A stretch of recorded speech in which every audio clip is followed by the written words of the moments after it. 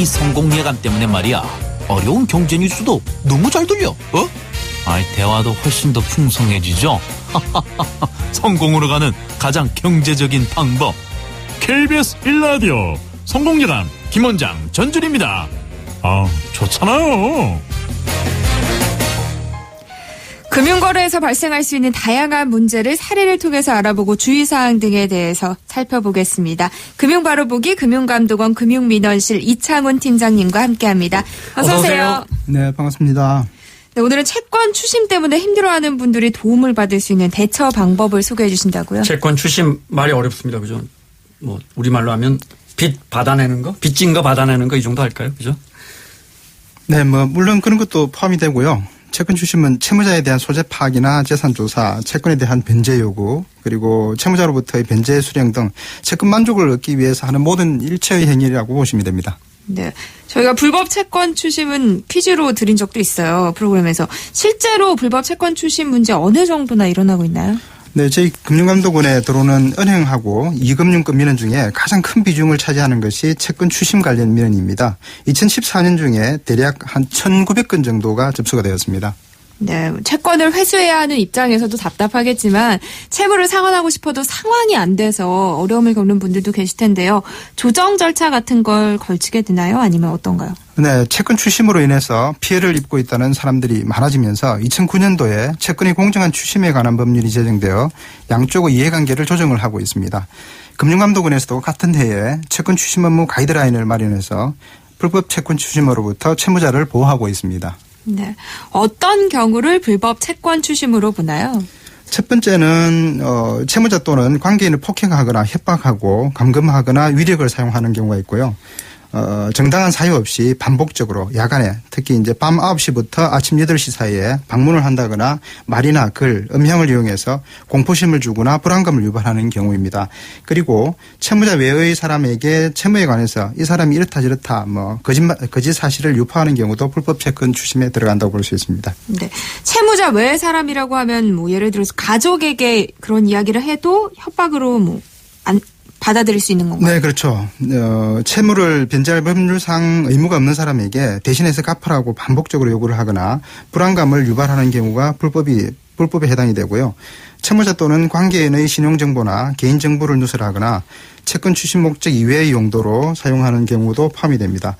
그 외에 파산 절차나 개인 회생 절차를 거쳐서 면책이 됐는데 그런데도 불구하고 채무 변제를 요구하면 불법 채권 추심 행위에 해당이 됩니다. 네. 실제로 그러면 금감원을 통해서 들어오는 민원 사례들은 어떤 것들이 있나요? 예, 가장 많은 사례가요. 수시로 독촉 전화와 문자 메시지를 발송해서 생활에 지장을 받고 있다는 민원인데요. 실제 사례를 한번 보시면 대출을 받은 후에 연체가 발생하자 금융회사가 하루에 10회 이상 전화를 해서 직장에서 정상적으로 일을 할 수가 없었다. 이런 부분입니다. 네. 생활이 안 될 정도로 전화를 하거나 문자 메시지 계속 보내는 건 불법이잖아요. 네, 그렇죠. 통상적으로 금융협회들에서 이제 금융회사들한테 하루 3회 또 월 10회 이상의 전화를 이용한 채무 독촉을 하지 못하도록 금고를 하고 있는데 하루 3회를 계산할 때 전화 통화는 실제로 통화가 이루어진 유효 통화를 기준으로 하지만 문자는 발송만 됐다 그러면 1회로 계산이 됩니다. 따라서 전화를 10회를 했다고 하더라도 한 번만 받았다고 하면 독촉 전화는 1회에 해당이 된다고 볼 수 있습니다. 아, 그렇군요. 법적 조치를 취한다거나 부동산을 경매로 넘기겠다 이런 식으로 겁을 주는 경우도 많다고요. 예, 실제로 그런 민원들이 꽤 많은데요. 그런데 조금 실제로는 좀 애매한 부분이 있습니다. 네. 채무자 입장에서는 추심자가 경매를 하겠다고 협박을 했다고 이렇게 이야기를 하지만 추심자 이야기를 들어보면 채무를 변제하지 않을 경우 향후 어떻게 진행을 하겠다 그런 조치들에 대해서 안내를 했다고 주장하는 경우가 많아서 네. 그 자리에 저희 감독원 직원들이 있는 경우가 아니니까 그 상황을 직접 목격하지 않은 상태에서 결론을 내리기는 좀 어렵습니다. 이렇게 되면 고객님 땅을 우리가 경매로 넘길 수밖에 없어요. 이렇게 말하면 애매하군요. 네, 그렇죠. 그게 네. 절차를 설명한 건지 협박한 건지. 그래서 알 수가 없죠. 네. 근데 이제 그때 아마 그 상황이 있었다 그러면 이제 상황을 대충 알 수가 있으니까 전후 사정을 보면 알 수 있겠죠. 네. 만약에 허위로 이야기할 경우에는 좀 문제가 되지 않나요? 예, 문제가 됩니다. 그 외에도 채무 사실을 가족들에게 알렸다는 면들이 많이 들어오는데요. 예를 들어서 우편물을 부모님 주소로 보냈는데 우편물을 뜯어본 부모님이 확인을 하려고 금융회사에 전화를 하고 또 금융회사는 본인 여부를 확인하지 않고 채무 사실을 알려줘서 문제가 있다. 이런 민원들이 실제 많이 들어옵니다. 네, 뭐 본인 여부를 확인하지도 않고 채무 사실 알려준 부분은 금융회사가 잘못이다라고 할 수 있을 것 같은데 부모가 우편물을 뜯어서 확인하는 것까지 금융회사가 책임을 져야 되나요? 그러니까요. 네.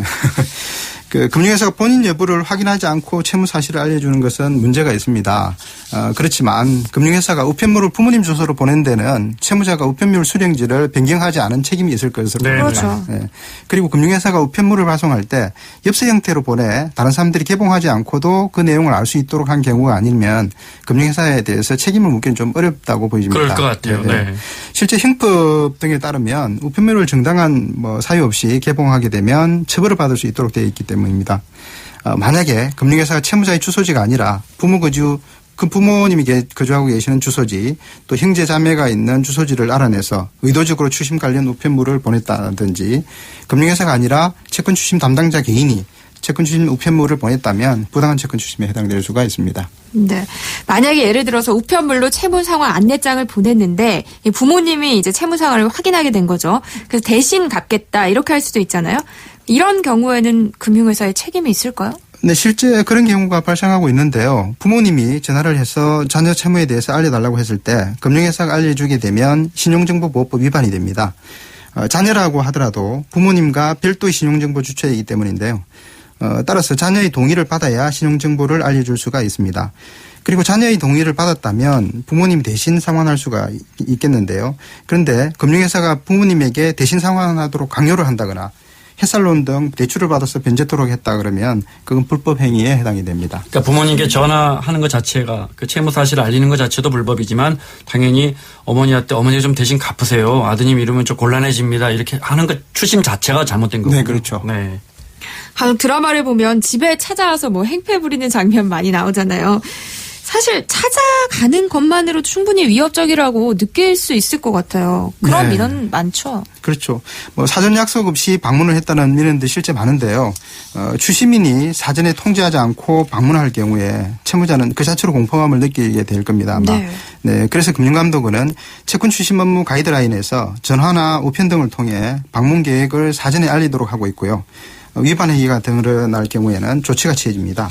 자택을 방문해서 욕설을 하고 위협을 가했다는 민원이 종종 있긴 한데 실제 조사를 해보면 민원인이 위협으로 공포심을 느꼈다는 경우 대부분이 추심자하고 채무자 간에 이제 다툼이 생길 수밖에 없지 않습니까? 네. 그러면 이제 감정이 격해져서 욕설이 오가고 그런 경우가 대부분이고 또 그에 대한 증거도 불충분한 경우가 많습니다. 그러니까 방문을 하고 싶다 이러면 사전에 무조건 알려야 되는 거군요. 네, 그렇죠. 갚고 싶어도 처한 상황이 마음 같지 않은 분들도 많을 텐데요. 채무자들이 실질적으로 도움을 받을 수 있는 방법은 없나요? 실제 이제 추심하는 회사가 제도권 금융회사다. 그러면 이제 채권 추심에 대해서 무조건 피해 다니고 이렇게 하시는 것보다는 자신이 처한 상황에 대해서 양해를 좀 구하고 좋은 방법이 없는지 이제 문의하는 편이 오히려 나은 방법이 될 수도 있습니다. 네. 금융회사에 따라서는 장기간 거래한 고객이라거나 갑자기 딱해진 사정 등을 고려해서 채무를 일부 탐감하는 경우도 있는 것 같습니다. 금융회사 입장에서는 채무자를 더 힘들게 만들어서 채권 전부를 회수하지 못하는 것보다는 채무자에게 기회를 한 번 더 주고 채권의 일부라도 회수하는 것이 더 나은 선택일 수도 있기 때문입니다. 네. 금융 바로보기 코너에서 전에 소개해드린 적이 있었는데요. 신용회복위원회의 개인 워크아웃 제도나 법원의 개인 회생 제도, 개인 파산 제도 이용하는 것도 방법이 아닐까요? 네. 지난번에 제가 한번 말씀을 드렸는데요. 그리고 이제 150만 원 이하의 소액 채무자와 기초생활수급자 등 취약계층의 TV나 가재도구 등 유체동산에 대해서는 압류를 제한하고 있다는 것을 기억해 두실 필요가 있습니다. 그 외에도 채무자 대리인 제도라는 게 있는데요. 대부업체의 불법 가장 채권 추심으로 인해서 인한 피해를 막기 위해서 채권의 공정한 추심에 관한 법률에서 채무자가 대리인을 선임할 경우에는 그 대부업체는 대리인에게만 연락을 취하도록 하고 있는 제도입니다. 서울시 같은 경우에 서울시 복지재단을 통해서 채무자 대리인 제도 제도를 지원하고 있으니까 활용해 보시면 도움을 받으실 수가 있겠습니다. 네. 불법 채권 추심 때문에 힘든 분들은 금융감독원으로 연락하면 도움 받을 수 있을까요? 네, 금융회사로부터 불법 채권 추심을 받고 있다고 생각될 경우에는 객관적인 증빙을 확보해서 해당 금융회사 민원실에 신고를 하고 불법 채권 추심을 좀 중지해달라 이렇게 요구할 수 있는 방법이 있고요. 그 외에 금융감독은 국번 없이 1332 또는 경찰서 지능범죄수사팀으로 신고를 하시면 도움을 받을 수가 있겠습니다. 그런데 이제 아무런 증거 자료 없이 막연하게 부모님에게 우편물을 보냈다. 또 너무 많은 채무 도적 전화나 문자를 보낸다고 하거나 추심자가 찾아와서 협박을 하고 욕을 했다. 이런 내용으로만 신고를 하면 아무런 도움을 받을 수가 없습니다. 네. 네. 저희가 이런 어떤 채무자의 권리라든지 채무 면제, 회생 이런 방안에 대한 방송을 하면 꼭 문자가 네. 이 왜 돈 안 갚는 사람들을 지나치게 보호해준다 이런 의견들도 제법 있어요. 4417님이 땅 있으면 돈 갚아야지라고 하셨고 4642님이 채무자만 보호할 게 아니라 악성 채무자에 의한 채권 약자 보호 규정도 생겼으면 좋겠습니다 했는데 우리 금융당국이 이런 것도 좀 살펴보시면 좋겠습니다. 네. 좋은 의견입니다. 네. 감사합니다. 네, 금융바로보기 오늘은 불법 채권 추심 사례와 대처 방법 살펴봤습니다. 금융감독원 금융민원실 이창훈 팀장이었습니다. 고맙습니다. 고맙습니다. 네, 감사합니다.